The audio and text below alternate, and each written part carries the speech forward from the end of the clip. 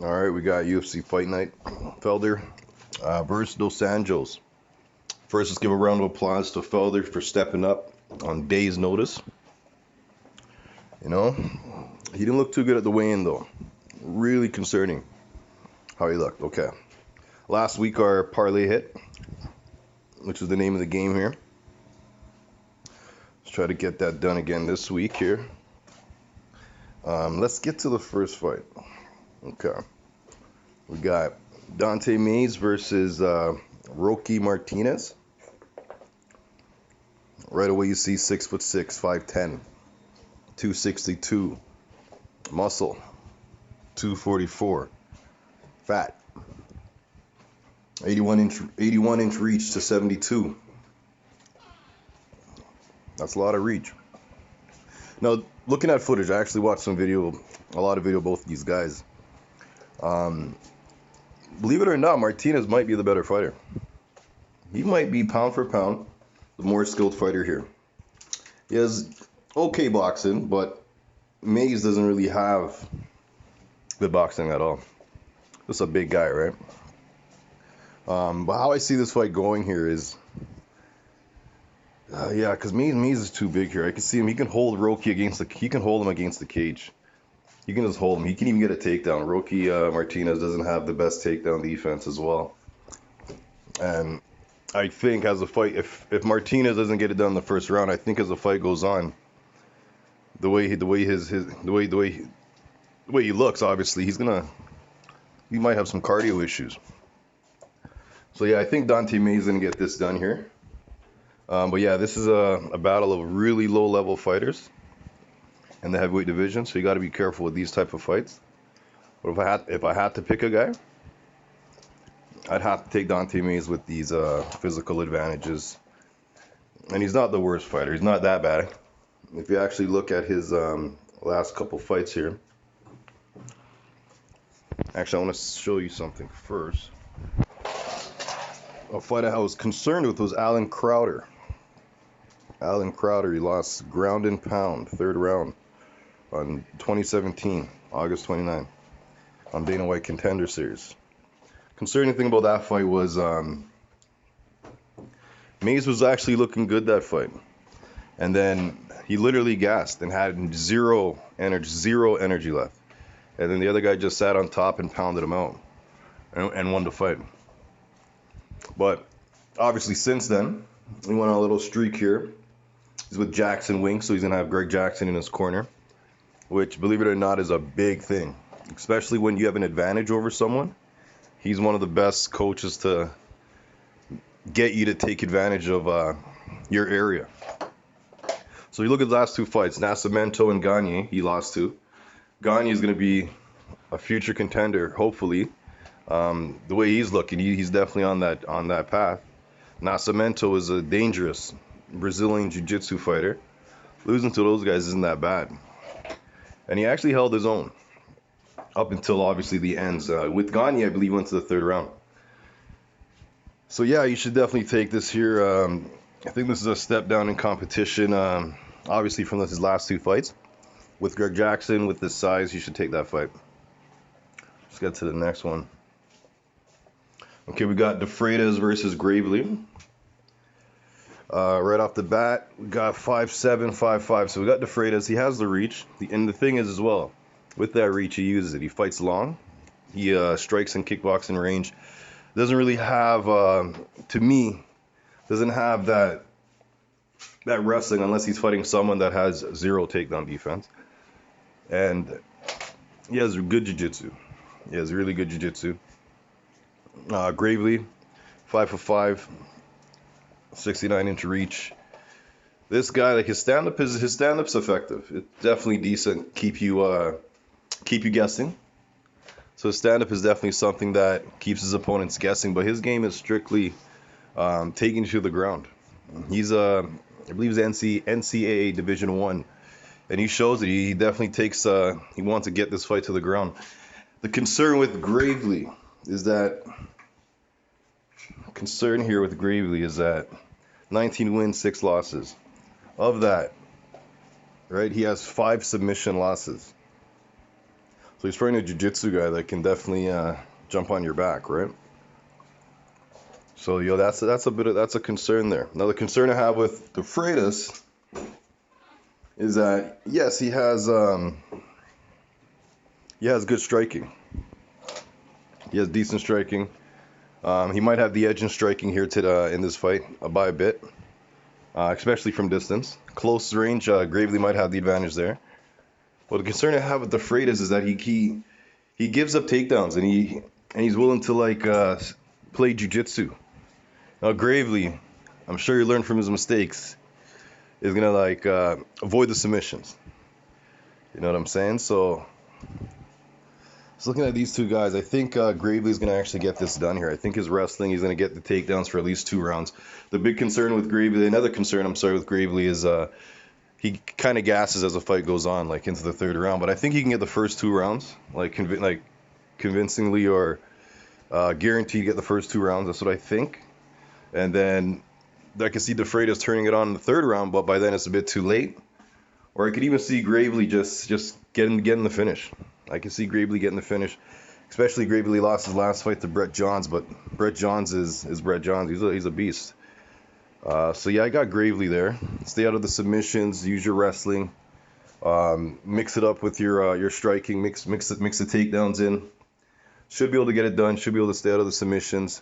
And as the fight wears on, De Freitas is not going to have that energy, that cardio, because he's not the best in cardio either. He's not one of the Diaz brothers, right? So if Gravely gasses, I expect De Freitas to gas as well. So that's my pick right there. Got Tony Gravely. Next fight, we got Randa Marcos versus Murata. Okay, so if you really comparing these two, Marcos has the height, only a 1-inch reach.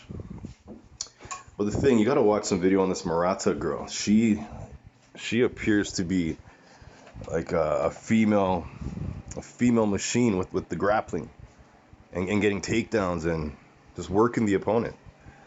In Invicta, she beat Emily Ducote. Emily Ducote was one of the top female fighters in Bellator who made a switch to Invicta. So Murata took the title from her, won the first 3 rounds. 4th round is debatable, and then she lost the 5th round. But with her pressure and the way she fights, I can't blame her for gassing in the 5th round. And she didn't gas that bad, but she definitely slowed down. Marcos has not been the same Marcos. But again, let's take a look at Marcos here. Marcos has not been the same recently. Lately, 10-10. She lost 3 by submission, so she's fighting a submission fighter this weekend. She recently lost to Mackenzie Dern, a fight that she was doing all right in, and then she literally just played jiu-jitsu with a jiu-jitsu master. Lost to Rebus, beat Yoder in a close fight, pretty close fight. Lost to Gadelia, beat Angela Hill. See this fight, I see how this fight's gonna go. I think Murata with her style, with her judo wrestling style, and her physical strength, I think she's gonna put on a pace that Marcos is gonna find herself on the ground like each round. She's gonna get taken down each round, and Murata is just gonna be on top, pounding her out. It is what I think is gonna happen here. I think her ground game is too much. I trust the Japanese ground game a bit more than the Canadian ground game. But that's not the only reason. Murata's physically, she's strong.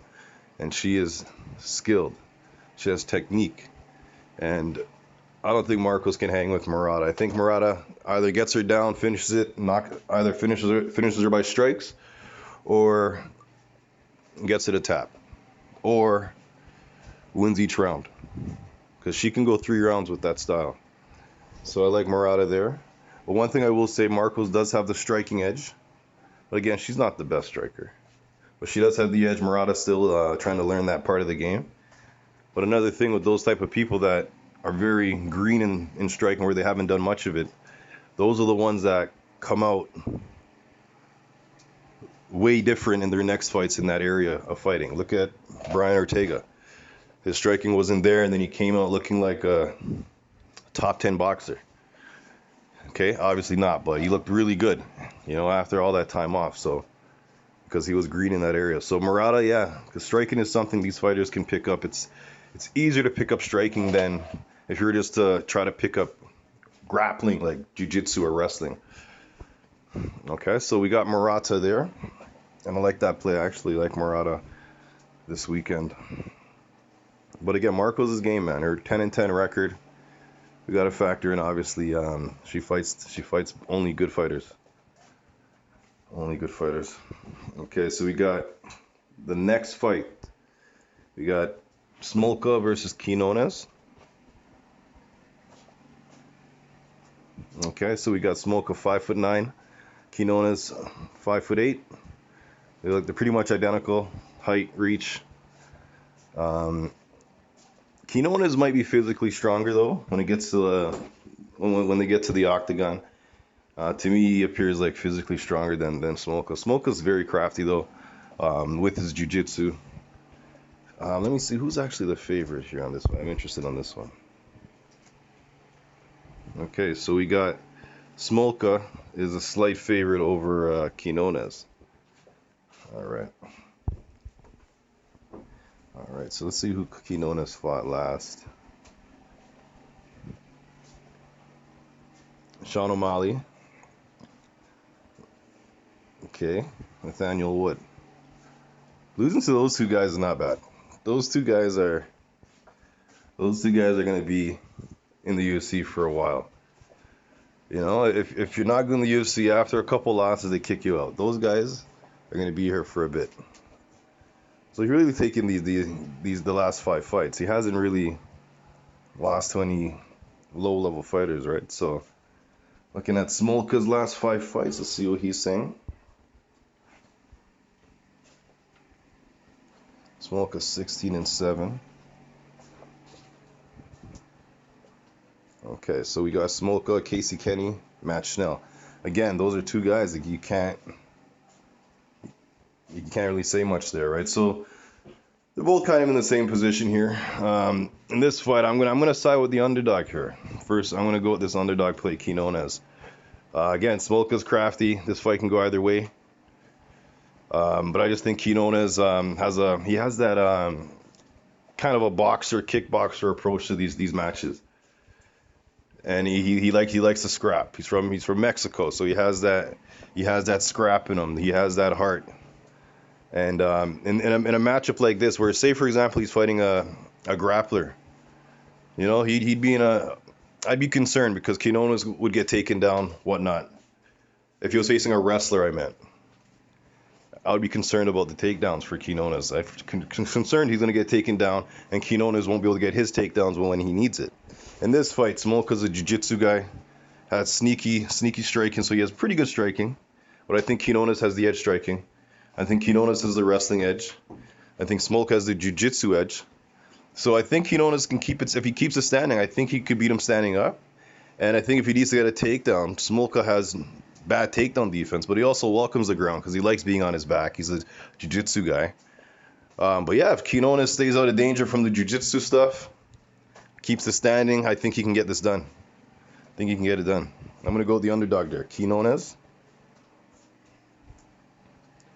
Next fight, we got Alex Morono versus Reese McKee. This fight, you got Reese McKee, okay, 6'2", 170 pounds. But he mainly used to fight a lot in the 155-pound division. Alex Morono, 5'11", 72-inch reach versus 78. So Reese McKee definitely has the height, the reach, which definitely is important here because I think a lot of this fight could be on the feet, right? Morono's a Taekwondo guy. McKee has his kickboxing, boxing style. So McKee lost to Chimaev, and then he lost to Terry Brazier in 2018. I think he's in Cage Warriors, where a lot of these fights happened. He's not bad. He's not the best. Morono, McKee's long. He's a long guy. He has a bit of jiu-jitsu if he's on his back. Like, he has jiu-jitsu. but he's easy to get taken down. Like he's physically weak. He doesn't have the physical strength. Morono is one of those guys that lets you down. He's one of those guys where I can't put the word to it. Where, yeah, that's the word. He lets you down.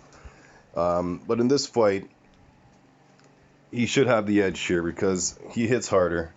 They're both strikers. McKee might be a little better in striking, but Morono has that power. So Morono's the one that can hurt him. Morono, I think, has the better ground game.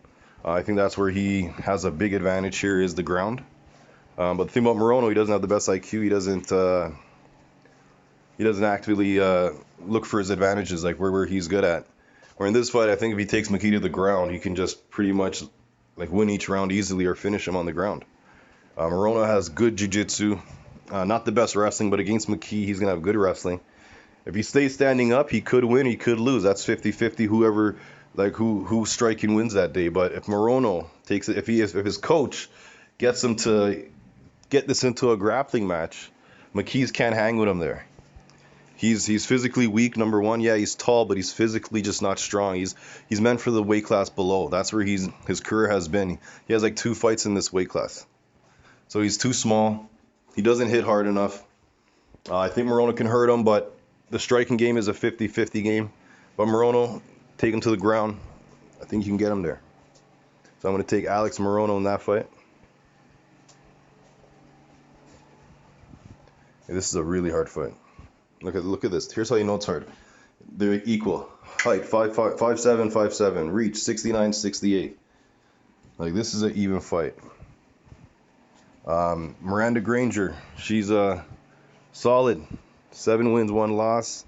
She lost to Amanda Lemos, but Lemos has been doing really good lately. She beat Hannah Goldie. That's a good win. She's mainly a striker, likes to keep it in kickboxing range. She has really good timing. She does have jiu-jitsu. I think in this fight she'll have the striking edge. I believe that. I think Yoder, even though her record's 7-6, that's sticky. But yeah, she's 7-6. But again, she's just like the girl we spoke about earlier.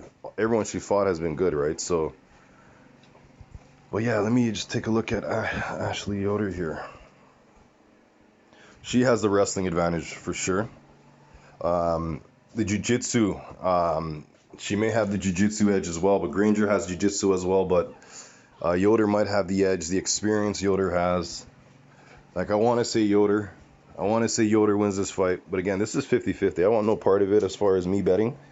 But if I had to pick, gun to my head, someone said you got to pick a winner this fight, I'm going to go with, my life's on the line, I'm going to have to take Miranda Granger. I'm going to have to take Miranda Granger because she should be able to win the striking edge, keeps it standing.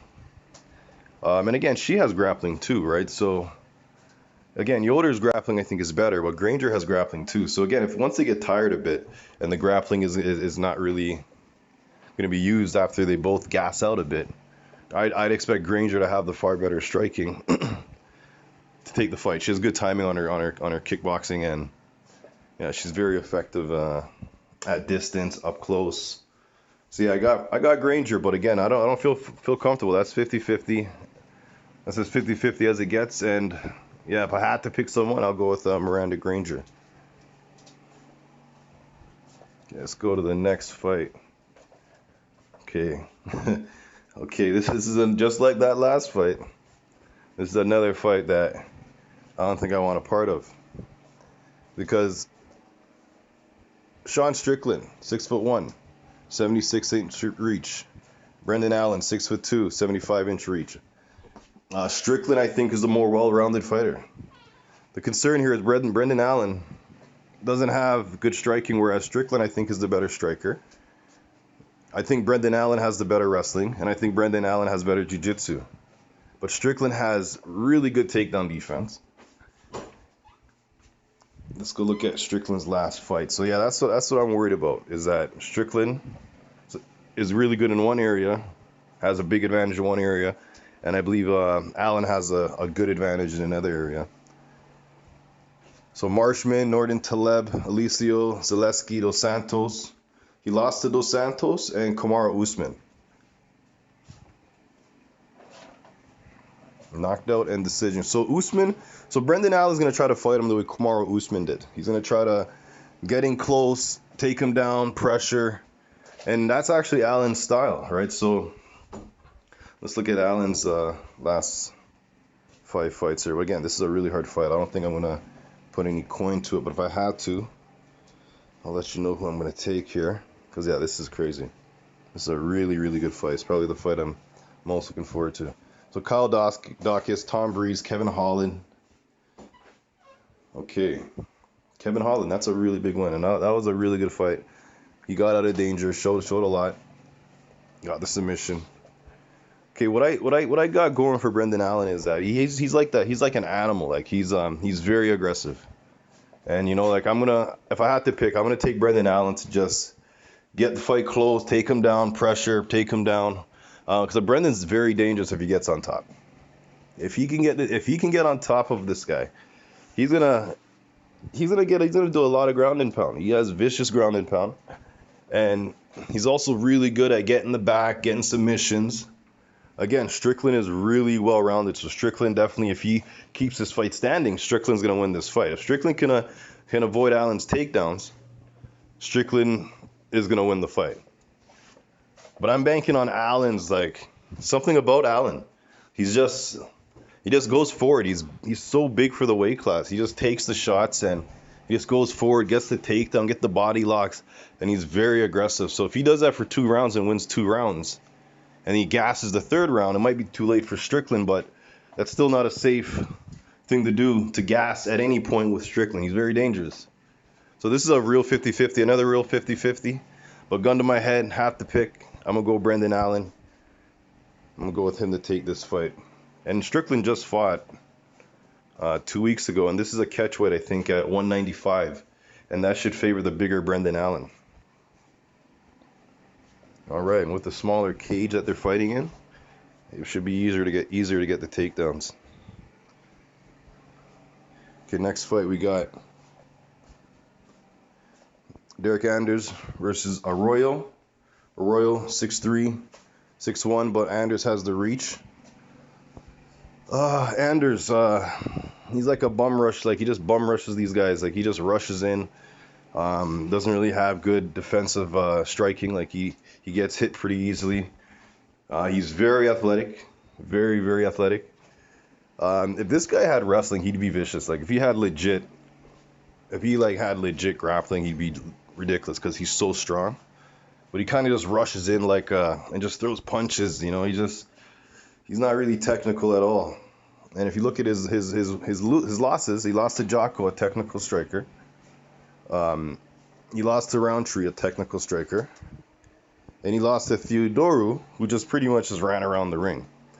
And he got a split decision against Gerald Meerschaert. Okay. Light this thing quick. So he got a split decision with Meerschaert.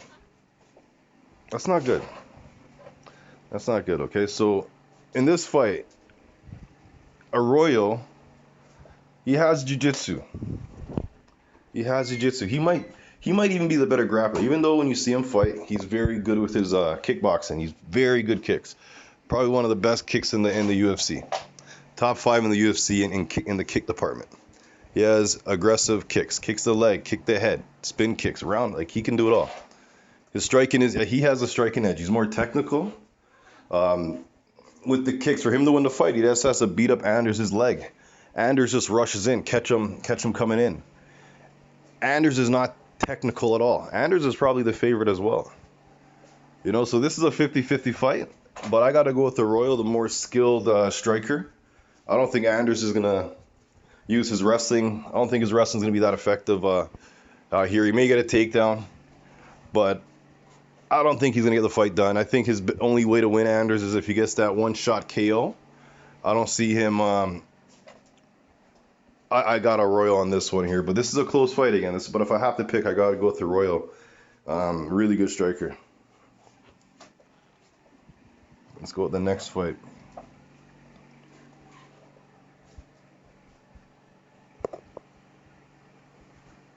The hell was that? Pop-ups. All right, so we got the next fight here. got Hansen versus McKenna. Hansen judo, wrestling, physically strong. She's a beast. 63-inch reach to 58. Hansen, 7 wins, 3 losses, 4 wins by submission. So yeah, she's pretty much, she's very dangerous. She's a very dangerous girl. She's a very dangerous girl. Yeah, so she fought Frey, and Frey was actually doing pretty good on the strike in the first round. Frey won the first round. And then Hansen came out the second round, got her on the ground, fight was over. Okay, so McKenna now, I believe she's fighting out of England. She's scrappy. She's really young as well. They're both young. They're both under 22, 23. They're both under that. McKenna, she's not as physically strong as Hansen. Hansen's going to have a big strength advantage in this fight. This is the one fight, like, I can't even make a decision on. Because Hansen is so physically strong that she picks up these girls and slams them. And she has really good submission. But McKenna is very well-rounded. She has a striking advantage. And she has some wrestling. But I just don't think she's physically as strong as Hansen. You know, so it's hard to pick either side, because if I'm going to base it off the skills, I'm going to take McKenna. And that's who I'm going to pick here today. I'm going to pick McKenna on this one. But again, this fight I don't feel comfortable at all. Kay Hansen is really strong. But I think McKenna, if she can even survive the first takedown, get up, I think that's going to zap a lot of Hansen's energy. Not allow her to keep on doing this takedowns. And if it stays standing, which I think McKenna should be able to keep this standing, she has the ability, but again, that physical factor might be an issue. But if she can keep it standing after the first takedown, she should cruise the rest of the way, because her striking is far better than Kay Hansen's striking. So yeah, I don't feel comfortable, but I'm gonna go against the grain here, and I know the UFC wants Hansen to win, but I'm gonna go with McKenna.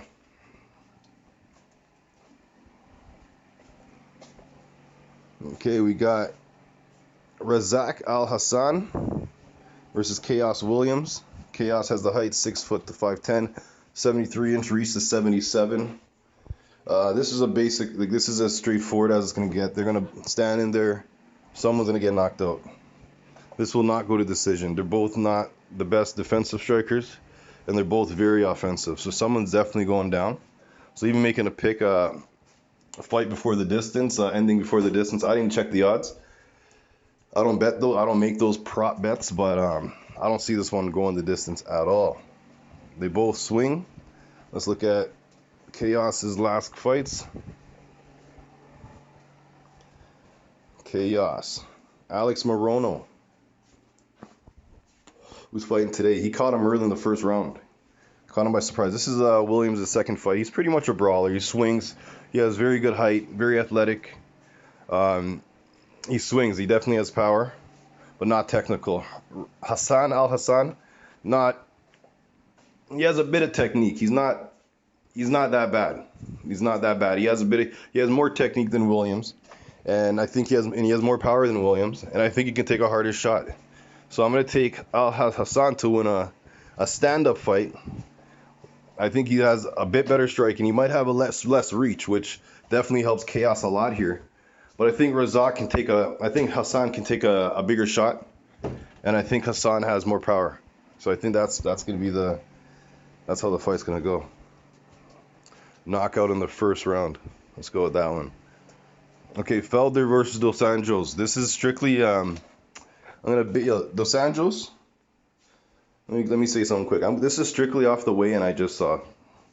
Like, they got to call this fight off. I don't know what's going to happen, but if you watch the weigh-in, Felder looked like somebody from The Walking Dead. Like, he did not look good at all. Like, he did not look good. Like, he looked real hungry. Like, he looked bad. And you're fighting Dos Anjos. Dos Anjos, yeah, he lost to Chiesa. Last 5, Chiesa, Leon Edwards, Usman, Covington. Those are all top 10 fighters. Every single one of them. Those are all legit top 10 fighters. Now, when you brought down the competition, you made him fight Kevin Lee.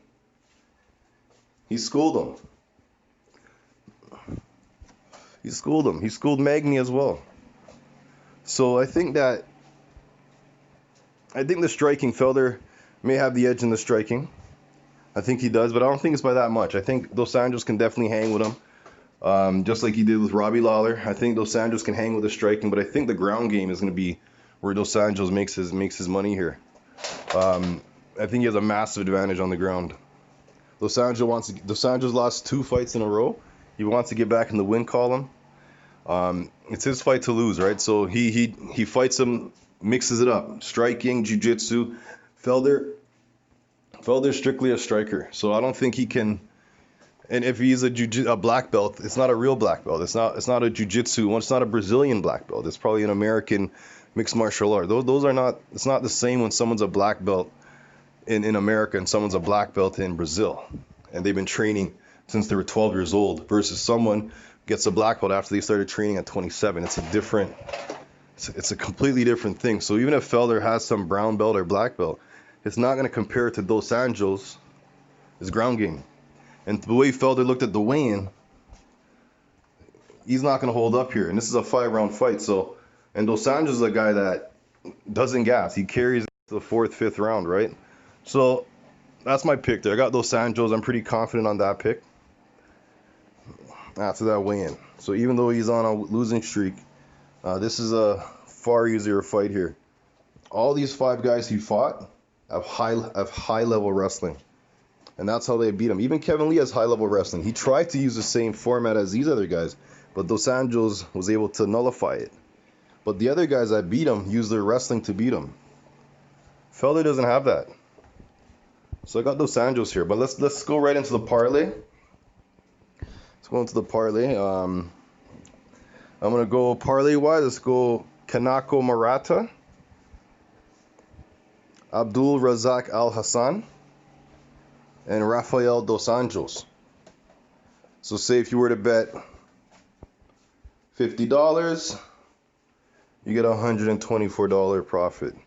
Obviously, betting more, you get more. 100, you win 348, 248 profit. Yeah, that's my parlay now for the gamblers. But yeah, this is something if you feel like gambling, but this is a risky fight to add to that parlay. But if you want to gamble, Dos Anjos, Murata, Hassan, Arroyo. Well, that's a gamble. I wouldn't really invest much on that. $20 will get you $150. I don't know what your bankroll's like. I don't know how you bet. I don't know what your 1 unit is, but yeah, this is definitely worth a shot, right? So yeah, this is worth a shot. Now, if you just want something to flip, let me see here. If you just want a fight to flip, I'd go Murata and Hassan. Actually, Hassan's fight, there's always that knockout, right? Yeah, I like Hassan here. It's gonna be a back and forth, but you gotta go with Hassan. This is his fight. These are the guys he likes to fight. So this is a flip. Murata and Abdul Razak Hassan. Yeah, so that's it, man. And yeah, good luck. Everyone get some money this week. Let's get the bag.